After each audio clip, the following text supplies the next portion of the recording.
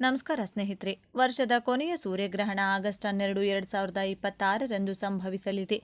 ಆಕಾಶದಲ್ಲಿ ನಡೆಯುವ ಈ ಅದ್ಭುತ ಘಟನೆಯು ಜ್ಯೋತಿಷ್ಯ ಶಾಸ್ತ್ರದ ಪ್ರಕಾರ ಹಾಗೂ ಖಗೋಳ ಆಸಕ್ತರಿಗೆ ಅತ್ಯಂತ ಮಹತ್ವದ ದಿನವಾಗಿದೆ. ಈ ಆಕಾಶ ವಿದ್ಯಮಾನವು ಜಗತ್ತಿನಾದ್ಯಂತ ಹೊಸ ಭರವಸೆ ಹಾಗೂ ಕುತೂಹಲಗಳನ್ನು ಮೂಡಿಸಿದೆ. ಜ್ಯೋತಿಷ್ಯ ಲೆಕ್ಕಾಚಾರದ ಪ್ರಕಾರ ಈ ಗ್ರಹಣವು ಅನೇಕ ರಾಶಿಚಕ್ರ ಚಿಹ್ನೆಗಳ ಜೀವನದಲ್ಲಿ ಪ್ರಮುಖ ಬದಲಾವಣೆಗಳನ್ನು ತರಲಿದೆ. ಸೂರ್ಯಗ್ರಹಣವು ಕೆಲವು ರಾಶಿಚಕ್ರ ಚಿಹ್ನೆಗಳಿಗೆ ಅದೃಷ್ಟ ತಂದರೆ ಕೆಲವರಿಗೆ ನಕಾರಾತ್ಮಕ ಪರಿಣಾಮಗಳನ್ನು ಬೀರಬಹುದು. ಕೆಲವರು ಎಲ್ಲ ಶುಭ ಫಲಗಳನ್ನು ಪಡೆದರೆ ಕೆಲವು ರಾಶಿಯವರು ಪ್ರಯೋಜನಗಳನ್ನು ಪಡೆಯುವಲ್ಲಿ ತೊಂದರೆಗಳನ್ನು ಎದುರಿಸಬಹುದು. ಹೀಗಾಗಿ ಈ ಸೂರ್ಯಗ್ರಹಣದಿಂದಾಗಿ ಯಾವ ರಾಶಿಯವರ ಅದೃಷ್ಟ ಕುಲಾಯಿಸಲಿದೆ ಎಂಬುದು ಇಲ್ಲಿದೆ. ಈ ಆಕಾಶ ಘಟನೆಯು ಭಾರತದಲ್ಲಿ ನೇರವಾಗಿ ಗೋಚರಿಸದಿದ್ದರೂ ಜ್ಯೋತಿಷ್ಯದ ಪ್ರಕಾರ ಸೂರ್ಯಗ್ರಹಣದ ಪರಿಣಾಮಗಳು ಕೇವಲ ಗೋಚರತೆಗೆ ಸೀಮಿತವಾಗಿಲ್ಲ. ಇದು ಎಲ್ಲ ರಾಶಿಚಕ್ರ ಚಿಹ್ನೆಗಳ ಜೀವನ, ಆಲೋಚನೆಗಳು ಮತ್ತು ನಿರ್ಧಾರಗಳ ಮೇಲೆ ಸೂಕ್ಷ್ಮ ಪರಿಣಾಮ ಬೀರುತ್ತದೆ. ಗ್ರಹಣವು ಭಾರತದಲ್ಲಿ ಪರಿಣಾಮಕಾರಿಯಾಗಿ ಇರುವುದಿಲ್ಲವಾದ್ದರಿಂದ ಅದರ ಸೂತಕ ಅವಧಿಯೂ ಸಹ ಮಾನ್ಯವಾಗಿರುವುದಿಲ್ಲ.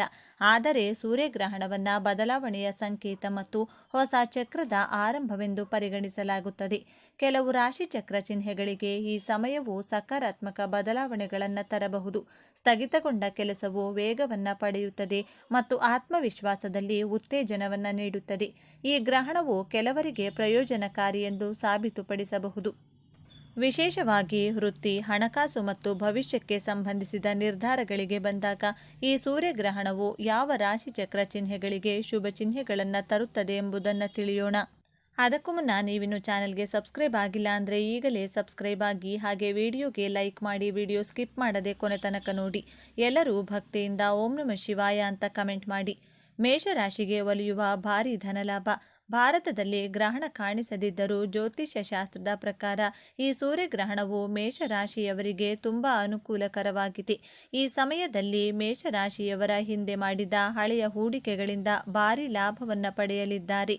ಉದ್ಯೋಗಿಗಳಿಗೆ ಕೆಲಸದ ಸ್ಥಳದಲ್ಲಿ ಬಡ್ತಿ ಸಿಗುವ ಸ್ಪಷ್ಟ ಸಾಧ್ಯತೆಗಳಿವೆ. ಇನ್ನು ಉದ್ಯಮಿಗಳಿಗೆ ಹೊಸ ಯೋಜನೆಗಳು ಕೈಸೇರಲಿದ್ದು ಸಮಾಜದಲ್ಲಿ ಅವರ ಗೌರವ ಮತ್ತು ಪ್ರತಿಷ್ಠೆ ಗಣನೀಯವಾಗಿ ಹೆಚ್ಚಾಗಲಿದೆ. ಸಿಂಹರಾಶಿಗೆ ಸಿಗಲಿದೆ ಅಸಾಧಾರಣ ಶಕ್ತಿ ಮತ್ತು ಅವಕಾಶಗಳು. ಸಿಂಹರಾಶಿಯವರಿಗೆ ಸೂರ್ಯನು ಅಧಿಪತಿಯಾಗಿರುವುದರಿಂದ ಈ ಗ್ರಹಣವು ಅವರಿಗೆ ಅಸಾಧಾರಣ ಶಕ್ತಿ ಮತ್ತು ಹೊಸ ಅವಕಾಶಗಳನ್ನು ತಂದುಕೊಡಲಿದೆ. ದೀರ್ಘಕಾಲದಿಂದ ನೆನೆಗುದಿಗೆ ಬಿದ್ದಿದ್ದ ಆಸ್ತಿ ಸಂಬಂಧಿತ ವಿವಾದಗಳು ಈ ಅವಧಿಯಲ್ಲಿ ಸಂಪೂರ್ಣವಾಗಿ ಬಗೆಹರಿಯಲಿವೆ.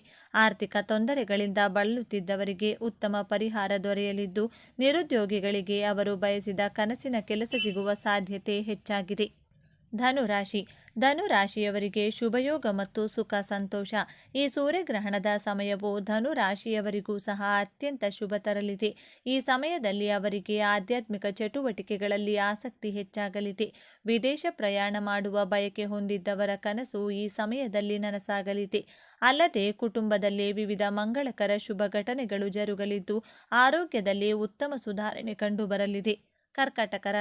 ಕರ್ಕಟಕ ರಾಶಿಯವರಿಗೆ ಈ ಸೂರ್ಯಗ್ರಹಣವು ಅನಿರೀಕ್ಷಿತ ಅವಕಾಶಗಳನ್ನು ಸೂಚಿಸುತ್ತದೆ. ಗ್ರಹಣಗಳ ಜೋಡಣೆಯು ನಿಮಗೆ ಅನುಕೂಲಕರವಾಗಿರುತ್ತದೆ. ಇದು ಆದಾಯದಲ್ಲಿ ಹೆಚ್ಚಳವನ್ನು ಸೂಚಿಸುತ್ತದೆ. ಹಠಾತ್ ಆರ್ಥಿಕ ಲಾಭಗಳು ಸಹ ಸಾಧ್ಯ. ಈ ಅವಧಿಯಲ್ಲಿ ಆದಾಯ ಹೆಚ್ಚಾಗುವ ಸಾಧ್ಯತೆ ಇರಬಹುದು ಮತ್ತು ಅನಿರೀಕ್ಷಿತ ಮೂಲದಿಂದ ಆರ್ಥಿಕ ಲಾಭವೂ ಸಾಧ್ಯ.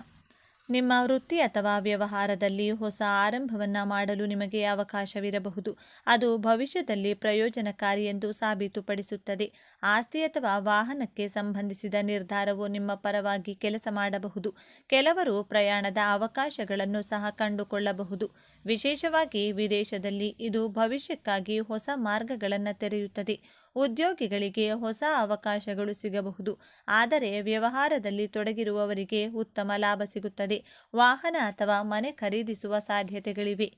ಮಿಥುನ ರಾಶಿ. ಈ ಸೂರ್ಯಗ್ರಹಣವು ಮಿಥುನ ರಾಶಿಯವರಿಗೆ ಆರ್ಥಿಕ ಪರಿಹಾರ ಮತ್ತು ಸ್ಥಿರತೆಯನ್ನು ತರಬಹುದು. ಹಣಕಾಸಿನ ವಿಷಯಗಳಲ್ಲಿ ಸಕಾರಾತ್ಮಕ ಬದಲಾವಣೆಗಳು ಕಂಡುಬರುತ್ತವೆ ಮತ್ತು ವೆಚ್ಚಗಳ ಬಗ್ಗೆ ಚಿಂತೆಗಳು ಕಡಿಮೆಯಾಗಬಹುದು. ಸ್ಥಗಿತಗೊಂಡ ಕಾರ್ಯಗಳು ಮತ್ತೆ ವೇಗವನ್ನು ಪಡೆದುಕೊಳ್ಳುತ್ತವೆ ಮತ್ತು ಒಂದೇ ಪ್ರಯತ್ನದಿಂದ ಗಮನಾರ್ಹ ಯಶಸ್ಸನ್ನು ಸೂಚಿಸಲಾಗುತ್ತದೆ. ನಿಮ್ಮ ಕುಟುಂಬದ ಬೆಂಬಲ ಮತ್ತು ಮಾರ್ಗದರ್ಶನ, ವಿಶೇಷವಾಗಿ ನಿಮ್ಮ ಪೋಷಕರ ಬೆಂಬಲ ಈ ಸಮಯದಲ್ಲಿ ಬೆಂಬಲವಾಗಿರುತ್ತದೆ. ಒಟ್ಟಾರೆಯಾಗಿ ಈ ಗ್ರಹಣವು ನಿಮ್ಮ ಆತ್ಮವಿಶ್ವಾಸವನ್ನು ಹೆಚ್ಚಿಸುತ್ತದೆ. ತುಲಾ ರಾಶಿ. ಸೂರ್ಯಗ್ರಹಣವು ತುಲಾ ರಾಶಿಯವರಿಗೆ ಅತ್ಯಂತ ಶುಭಕರವೆಂದು ಸಾಬೀತುಪಡಿಸುತ್ತದೆ. ಈ ಸಮಯದಲ್ಲಿ ನಿಮ್ಮ ಆರ್ಥಿಕ ಪರಿಸ್ಥಿತಿ ಬಲಗೊಳ್ಳುತ್ತದೆ ಮತ್ತು ಹೊಸ ಆದಾಯದ ಮೂಲಗಳು ಹೊರಹೊಮ್ಮಬಹುದು.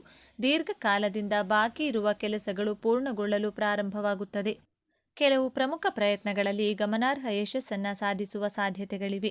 ನಿಮ್ಮ ಕುಟುಂಬದ, ವಿಶೇಷವಾಗಿ ನಿಮ್ಮ ಪೋಷಕರ ಬೆಂಬಲವು ನಿಮ್ಮ ಆತ್ಮವಿಶ್ವಾಸವನ್ನು ಮತ್ತಷ್ಟು ಹೆಚ್ಚಿಸುತ್ತದೆ. ಆದರೆ ಬ್ಯಾಂಕ್ ಠೇವಣಿಗಳನ್ನು ಖರ್ಚು ಮಾಡುವ ಸಾಧ್ಯತೆ ಇದೆ. ವಿದೇಶಿ ಪ್ರಯಾಣ ಅಥವಾ ಅನಾರೋಗ್ಯ ಇತ್ಯಾದಿಗಳಿಗೆ ಹಣವನ್ನು ಖರ್ಚು ಮಾಡಬಹುದು. ಪರಿಸ್ಥಿತಿಗಳು ಅನುಕೂಲಕರವಾಗಿದ್ದರೆ ವಿವಾದದಲ್ಲಿ ಸಿಲುಕಿರುವ ಆಸ್ತಿಯನ್ನು ಮರಳಿ ಪಡೆಯುವ ಸಾಧ್ಯತೆ ಇದೆ. ಆದಾಯದ ಮೂಲಗಳು ಇದ್ದಕ್ಕಿದ್ದಂತೆ ಹೆಚ್ಚಾಗಬಹುದು. ವೃಷಭ ಮತ್ತು ವೃಶ್ಚಿಕ ರಾಶಿಯವರು ವಹಿಸಬೇಕಾದ ಮುನ್ನೆಚ್ಚರಿಕೆಗಳು. ಕೆಲವು ರಾಶಿಚಕ್ರ ಚಿಹ್ನೆಗಳು ಅದೃಷ್ಟಶಾಲಿಯಾಗಿದ್ದರೂ ವೃಷಭ ಮತ್ತು ವೃಶ್ಚಿಕ ರಾಶಿಯವರು ಈ ಸಮಯದಲ್ಲಿ ಸ್ವಲ್ಪ ಜಾಗರೂಕರಾಗಿರಬೇಕು. ಈ ಗ್ರಹಣದ ಅವಧಿಯಲ್ಲಿ ಯಾವುದೇ ರೀತಿಯ ದೊಡ್ಡ ಹೂಡಿಕೆಗಳನ್ನು ಮಾಡುವುದು ಅಥವಾ ಯಾರಿಂದಲಾದರೂ ಸಾಲ ತೆಗೆದುಕೊಳ್ಳುವುದು ಸೂಕ್ತವಲ್ಲ. ಕೌಟುಂಬಿಕ ಹಾಗೂ ವೃತ್ತಿ ಜೀವನದಲ್ಲಿ ಅನಗತ್ಯ ವಾದ ವಿವಾದಗಳಿಂದ ದೂರವಿರುವುದು ನಿಮ್ಮ ಶಾಂತಿಗೆ ಒಳ್ಳೆಯದು. ಗ್ರಹಣ ಎಲ್ಲೆಲ್ಲಿ ಗೋಚರಿಸುತ್ತದೆ? ಈ ಖಗೋಳ ವಿದ್ಯಮಾನವು ಪ್ರಮುಖವಾಗಿ ಆರ್ಕ್ಟಿಕ್, ಗ್ರೀನ್ಲ್ಯಾಂಡ್, ಐಸ್ಲ್ಯಾಂಡ್, ಸ್ಪೇನ್ ಮತ್ತು ಅಟ್ಲಾಂಟಿಕ್ ಮಹಾಸಾಗರದ ವಿಶಾಲ ಭಾಗಗಳಲ್ಲಿ ಸ್ಪಷ್ಟವಾಗಿ ಗೋಚರಿಸುತ್ತದೆ. ಈ ಪ್ರದೇಶಗಳಲ್ಲಿ ಇರುವ ಜನರು ಪೂರ್ಣ ಸೂರ್ಯಗ್ರಹಣದ ಅದ್ಭುತ ದೃಶ್ಯವನ್ನು ಕಣ್ತುಂಬಿಕೊಳ್ಳಬಹುದು. ಭಾರತದಲ್ಲಿ ಗ್ರಹಣ ಗೋಚರಿಸುತ್ತದೆಯೇ ಮತ್ತು ಸೂತಕ ನಿಯಮಗಳು ಅನ್ವಯಿಸುತ್ತವೆಯೇ? ಆದಾಗ್ಯೂ ಈ ಅದ್ಭುತ ಆಕಾಶ ವಿದ್ಯಮಾನವು ಭಾರತದಲ್ಲಿ ಗೋಚರಿಸುವುದಿಲ್ಲ. ಇದಕ್ಕೆ ಮುಖ್ಯ ಕಾರಣವೆಂದರೆ ಗ್ರಹಣ ನಡೆಯುವ ಸಮಯದಲ್ಲಿ ಭಾರತದಲ್ಲಿ ರಾತ್ರಿಯ ಸಮಯವಾಗಿರುತ್ತದೆ ಮತ್ತು ಸೂರ್ಯನು ದಿಗಂತದ ಕೆಳಗಿರುತ್ತಾನೆ. ಗ್ರಹಣದ ಮಾರ್ಗವು ಮುಖ್ಯವಾಗಿ ಉತ್ತರ ಗೋಳಾರ್ಧ ಮತ್ತು ಯುರೋಪ್ ಮೂಲಕ ಹಾದು ಹೋಗುವುದರಿಂದ ಇದು ಏಷ್ಯಾ ಖಂಡದ ದಕ್ಷಿಣ ಭಾಗಗಳಲ್ಲಿ ಗೋಚರವಾಗುವುದಿಲ್ಲ. ಆದ್ದರಿಂದ ಗ್ರಹಣ ಸ್ಪರ್ಶಿಸದೇ ಇರುವ ಕಾರಣ ಭಾರತದಲ್ಲಿ ಯಾವುದೇ ರೀತಿಯ ಸೂತಕದ ನಿಯಮಗಳು ಅನ್ವಯಿಸುವುದಿಲ್ಲ. ಗ್ರಹಣ ದೋಷ ನಿವಾರಣೆಗೆ ಅನುಸರಿಸಬೇಕಾದ ಜ್ಯೋತಿಷ್ಯ ಸಲಹೆಗಳು. ಗ್ರಹಣದ ಋಣಾತ್ಮಕ ಪರಿಹಾರಗಳಿಂದ ನಿಮ್ಮನ್ನು ರಕ್ಷಿಸಿಕೊಳ್ಳಲು ಮತ್ತು ಶುಭ ಫಲಿತಾಂಶಗಳನ್ನು ದ್ವಿಗುಣಗೊಳಿಸುವ ಕೆಲವು ತಡೆಗಟ್ಟುವ ಕ್ರಮಗಳನ್ನು ಅನುಸರಿಸಬೇಕು. ಗ್ರಹಣದ ಸಮಯದಲ್ಲಿ ಸೂರ್ಯ ಮಂತ್ರಗಳನ್ನು ಅಥವಾ ಓಂ ನಮಃ ಶಿವಾಯ ಮಂತ್ರವನ್ನು ನಿರಂತರವಾಗಿ ಪಠಿಸಬೇಕು. ಗ್ರಹಣ ಮುಗಿದ ನಂತರ ಪವಿತ್ರ ನೀರಿನಿಂದ ಸ್ನಾನ ಮಾಡಿ ಶ್ರೀ ಮಹಾವಿಷ್ಣು ಅಥವಾ ಶಿವನನ್ನು ಪೂಜಿಸಬೇಕು. ಬಡವರಿಗೆ ಗೋಧಿ, ಬೆಲ್ಲ, ಕೆಂಪು ಬಟ್ಟೆ ಅಥವಾ ತಾಮ್ರದ ಪಾತ್ರೆಗಳನ್ನು ದಾನ ಮಾಡುವುದರಿಂದ ಸೂರ್ಯಗ್ರಹಣದ ದೋಷಗಳು ಸಂಪೂರ್ಣವಾಗಿ ದೂರವಾಗುತ್ತವೆ. 2026ರ ಸೂರ್ಯಗ್ರಹಣದ ದಿನ ನಾವು ಏನು ಮಾಡಬಾರದು? ಸೂರ್ಯಗ್ರಹಣದ ಸಮಯದಲ್ಲಿ ದೇವರ ವಿಗ್ರಹಗಳನ್ನು, ಫೋಟೋಗಳನ್ನು ಸ್ಪರ್ಶಿಸಬಾರದು. ಸೂರ್ಯಗ್ರಹಣದ ಸಮಯದಲ್ಲಿ ಆಹಾರವನ್ನು ಬೇಯಿಸುವುದು, ತಿನ್ನುವುದು ಶುಭವಲ್ಲ. ಆದರೆ ಮಕ್ಕಳು, ರೋಗಿಗಳು, ವೃದ್ಧರು ಆಹಾರವನ್ನು ಸೇವಿಸಬಹುದು. ಸೂರ್ಯಗ್ರಹಣದ ಸಮಯದಲ್ಲಿ ದೈಹಿಕ ಸಂಬಂಧ ಹೊಂದುವುದನ್ನು ತಪ್ಪಿಸಬೇಕು. ಸೂರ್ಯಗ್ರಹಣದ ಸಮಯದಲ್ಲಿ ದೇಹಕ್ಕೆ ಎಣ್ಣೆಯನ್ನು ಹಚ್ಚಿಕೊಳ್ಳಬಾರದು. ಸೂರ್ಯಗ್ರಹಣದ ಸಮಯದಲ್ಲಿ ಚಾಕು, ಕತ್ತರಿ, ಸೂಜಿ ಮತ್ತು ದಾರಕ್ಕೆ ಸಂಬಂಧಿಸಿದ ಯಾವುದೇ ಕೆಲಸವನ್ನು ಮಾಡಬಾರದು. ವಿಶೇಷವಾಗಿ ಗರ್ಭಿಣಿಯರು ಇದರ ಬಗ್ಗೆ ವಿಶೇಷ ಕಾಳಜಿ ವಹಿಸಬೇಕು. ಸೂರ್ಯಗ್ರಹಣದ ವೇಳೆ ಉಗುರು ಮತ್ತು ಕೂದಲುಗಳನ್ನು ಕತ್ತರಿಸುವಂಥ ತಪ್ಪನ್ನು ಎಂದಿಗೂ ಮಾಡಲು ಹೋಗಬಾರದು. 2026ರ ಸೂರ್ಯಗ್ರಹಣದ ದಿನ ನಾವು ಏನು ಮಾಡಬೇಕು? ಗ್ರಹಣದ ಸೂತಕ ಕಾಲ ಆರಂಭವಾಗುವ ಮುನ್ನ ನಾವು ಬಳಸುವ ನೀರಿನಲ್ಲಿ, ಆಹಾರ ಪದಾರ್ಥಗಳಲ್ಲಿ ಅಥವಾ ಇನ್ಯಾವುದೇ ದ್ರವರೂಪದ ವಸ್ತುಗಳ ಮೇಲೆ ಅಥವಾ ಅದರಲ್ಲಿ ಗರಿಕೆ ಅಥವಾ ತುಳಸಿ ಎಲೆಗಳನ್ನು ಹಾಕಿಡಿ. ಗ್ರಹಣದ ಸಮಯದಲ್ಲಿ ದೇವರ ವಿಗ್ರಹಗಳನ್ನು ಸ್ಪರ್ಶಿಸುವುದು ತಪ್ಪಾದರೂ ನಾವು ಈ ಸಮಯದಲ್ಲಿ ಧಾರ್ಮಿಕ ಗ್ರಂಥಗಳನ್ನು ಅಥವಾ ಪುಸ್ತಕಗಳನ್ನು ಓದಬಹುದು ಅಥವಾ ಪಠಿಸಬಹುದು.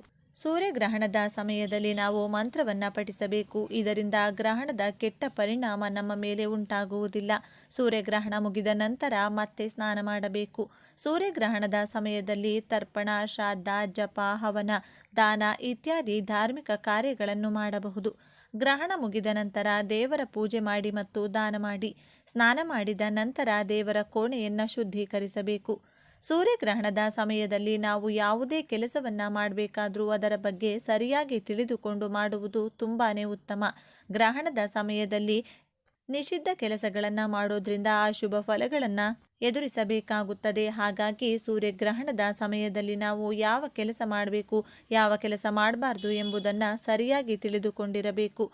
ಈ ಮಾಹಿತಿ ನಿಮಗೆ ಇಷ್ಟ ಆದರೆ ತಪ್ಪದೆ ಈ ವಿಡಿಯೋವನ್ನು ಲೈಕ್ ಮಾಡಿ, ನಿಮ್ಮ ಇಷ್ಟ ದೇವರ ಹೆಸರನ್ನು ಬರೆದು ಈ ವಿಡಿಯೋವನ್ನು ಪ್ರತಿಯೊಬ್ಬರಿಗೂ ಕೂಡ ಶೇರ್ ಮಾಡಿ. ಎಲ್ಲರೂ ಭಕ್ತಿಯಿಂದ ಓಂ ಶ್ರೀ ಮಹಾಲಕ್ಷ್ಮಿ ನಮಃ ಅಂತ ಕಮೆಂಟ್ ಮಾಡಿ. ಧನ್ಯವಾದಗಳು ಸ್ನೇಹಿತರೆ.